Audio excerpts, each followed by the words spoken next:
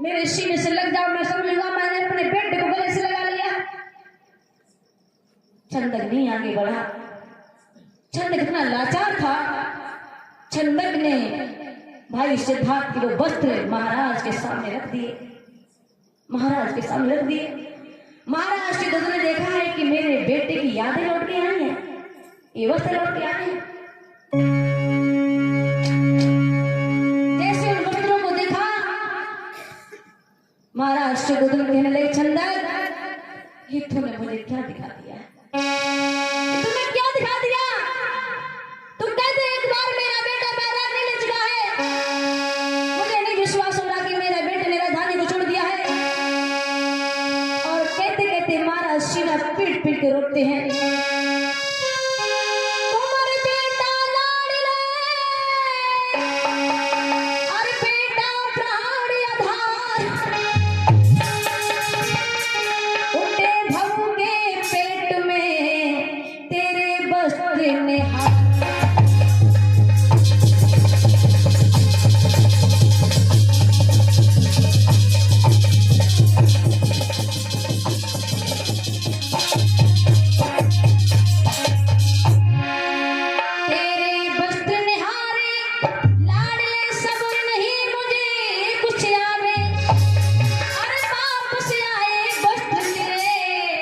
मेरी छाती फटे।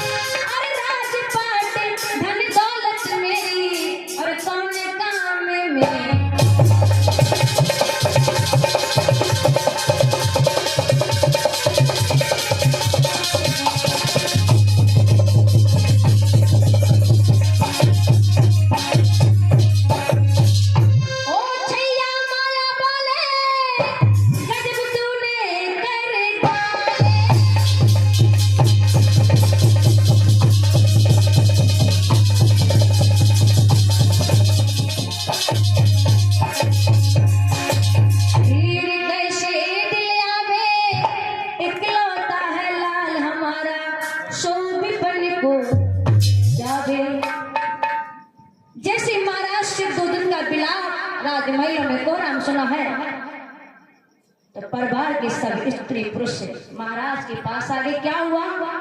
क्या हुआ? चंदक लौटी नगर जब आवा, समाचार सब जाए बतावा। हाहाकार भयो घन घोरा, और ताकत संबित परे जिन ओरा। चंदक ने सिद्धार्थ के जाने का जो सूचना दिया है, पूरे राजमहल में हाहाकार मच गया। और महाराज को ऐसा लगा कि मेरी पकी हुई फसल पर ओले गिर गए। इतना दम बैठा है। गौतमी कहती है, माँ कहती है, प्रजापति महारानी कहती है, महाराज स्वामी तुम क्यों रो रही हो? तुम्हारा तो बेटा था। लोग हमें दोष देंगे, हम सौतेली माँ। मेरा दुख कौन समझेगा? मैंने कभी नहीं चाहा कि मेरा बेटा सिद्धार्थ गौतम मुझे छूट जाए, लेकिन दुनिया वालों के दिमाग में ही होगा सौतेली माँ ने कोई जरूर सौतेला प्यार किया होगा। मेरी माता बहनों, यशोधरा ने सुना है कि चंदक लौट के अकेला आया है, और राहुल के पिता यानी मेरे पति बैराग ने जंगलों में भटक रहे होंगे ज्ञानी खोज में, पत्तों के बिस्तर पे सो रहे होंगे, पत्तों कुटी में रह रहे होंगे, मांग मांग के खाना खा रहे होंगे। कहाँ राजमहल का राजकुमार रहने वाला राजा से भिखारी बन गया है। क्यों? मानव के लिए दुख है, उसका दुख का मूल कारण क्या है? कोई इतना बड़ा त्याग कर सकता है? दुनिया में हर व्यक्ति सुना होगा कि भिखारी से लोग राजा बन गए, लेकिन राजा से भिखारी बना कोई सुना। मेरी माता में लोग अब प्रजापति मौसी सीधी जाकर के यशोधरा के पास पहुंची। वो इसलिए गई है यशोधरा के पास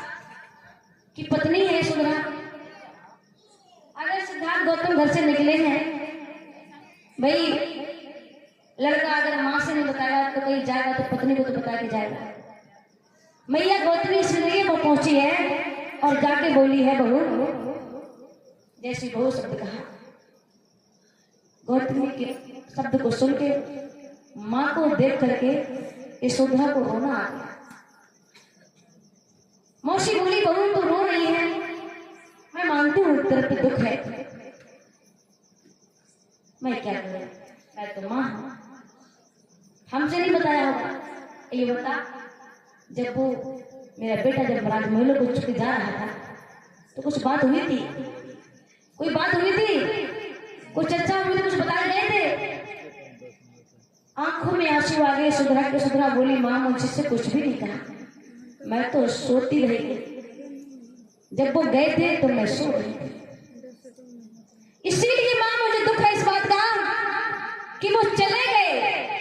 मुझे दुख इस बात का नहीं है, कौन नहीं बाहर जाता है, किसका पत्नी बाहर जाता है, लेकिन पत्नी को तो बता के जाता है ना, बिना बताए जाएगा तो पत्नी को दुख होगा।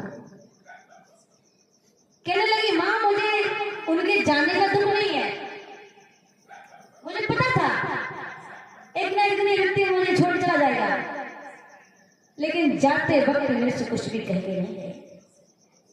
और कहती कहती माँ बोल, यशोधरा सास बोली है,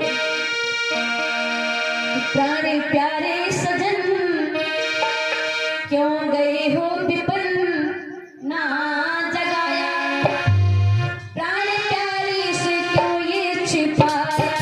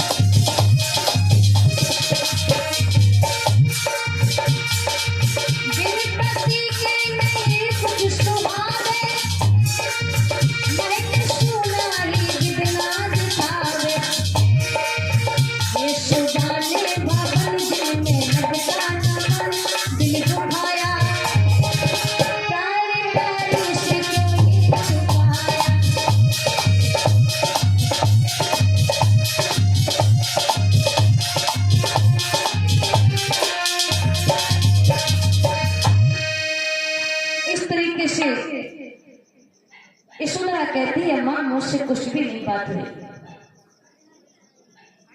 उसी समय क्या हुआ, यशोधरा की एक सहेली थी मधुबाला आई, उसने देखा है कि मेरी पड़ोसन के पति देव बैराग ले चुके, घर बार छोड़ चले गए, बड़ी खुशी हुई अपने मन में। और ऐसे मोहल्ला में स्त्रियां जरूर मिल जाती हैं, तुम्हारी आपस में लड़ाई हो पति पत्नी में, और दो चार लेडी जरूर ऐसी होंगी, ए जी लड़ाई काट मारा होती है तुम्हारे घर में, लड़ाई चाहती खूब घर में लड़ाई हो, खूब पति पत्नी खटके, लेकिन मीठी मीठी शाम को तो झूठी दिखाएंगे, लड़ो ना करो, सरास रहो करो, लड़ो ना करो, लेकिन दिल चाहता है घर में लड़ाई हमेशा बनी है। मधुबाला ऐसी डिजाइन की थी, ऐसी विचारधारा की थी, बड़ी खुशी हुई कि जी हमने सुने